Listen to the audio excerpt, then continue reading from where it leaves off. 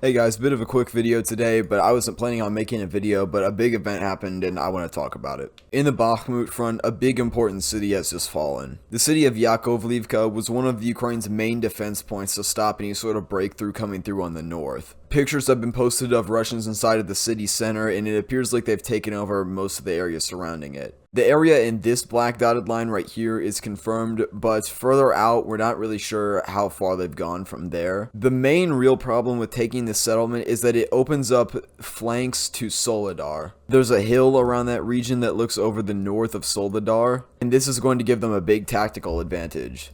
Soledar has been the main settlement that's been sort of eating assaults to not let Russians have a big breakthrough north of Bakhmut.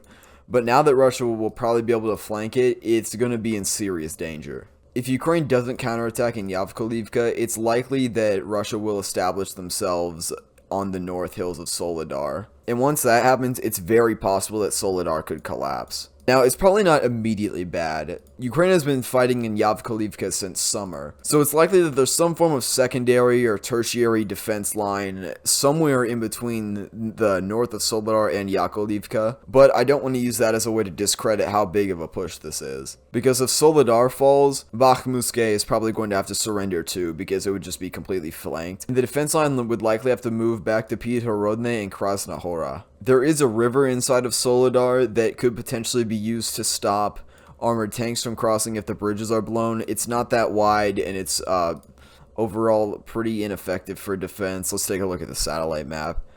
Yeah, overall it's kind of just like, it's not really there.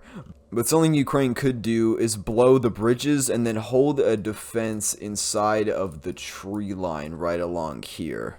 The tree line is the best natural barrier. There is a small forest about here and here, but Russia will likely be able to just move past those. North of Yakovlivka, there are small tree belts along the fields, which could potentially be used for defense. There's also a small lake and a set of ravines along here. I bet there are trenches that haven't shown up on the map, but overall, it's not looking that good. The pressure on Bakhmut will become very intense if the front moves to Blahodante, Krasnohora, and Pithorodne. With this much wiggle room in the north, Russia may be able to capture the hill northeast of Bakhmut, which will definitely help their tactical positions in the city. And from there, there's no telling if Russia could break the Ukrainian defense line north of Bakhmut and begin a larger scale encirclement. I think that's going a little bit too far ahead into hypotheticals because of Russia's, kind of infamously slow pace recently. But I think if Yakovlivka isn't retaken soon, I think the thing with Soledar probably will happen. And it kind of sucks.